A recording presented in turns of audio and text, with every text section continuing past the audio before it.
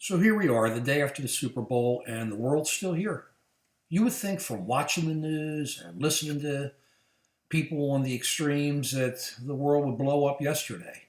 Look, there are a lot of problems out there, and our president is a bit of a loose cannon, but we're not going to explode tomorrow and fall apart tomorrow. So let's sit back and look at what's going on. Number one, what the president has done with his really dumb order, and then having is he listened to the judges. You see, nobody talks about any of this.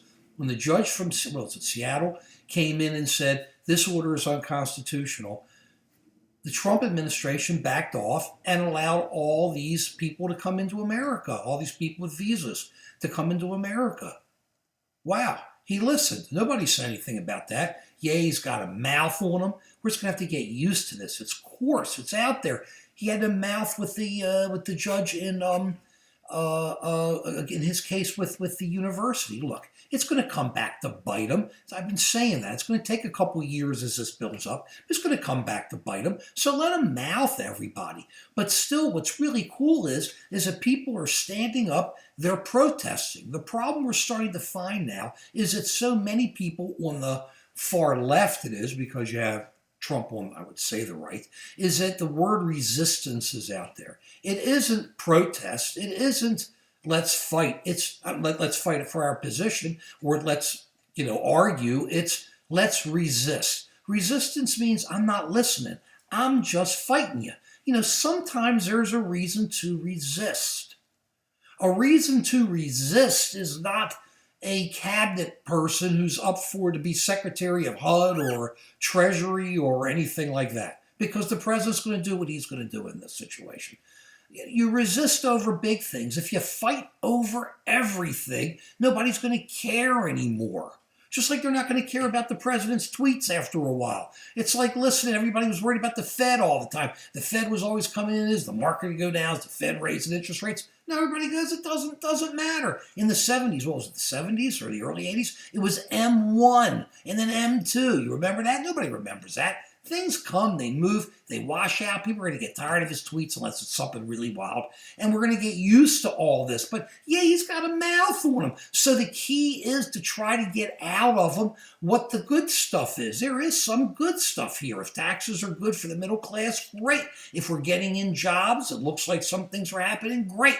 If we make sure our defense is strong, great. If our economy can get up and start moving, great.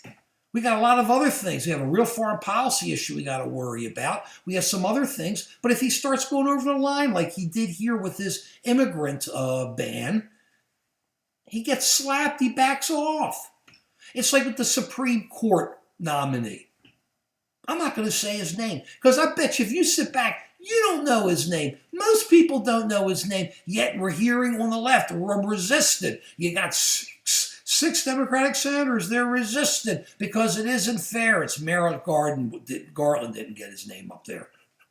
Yeah, that makes sense. Let's resist. Let's not try to get this thing worked out.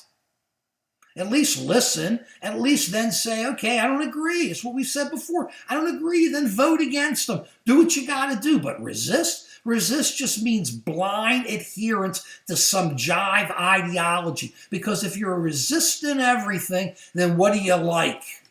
If you're resisting the sun, then what do you like? The moon? You can't resist everything. Sit back. Take a breath. We're going to work our way through this. Keep protesting. Keep standing up. Keep saying what's wrong.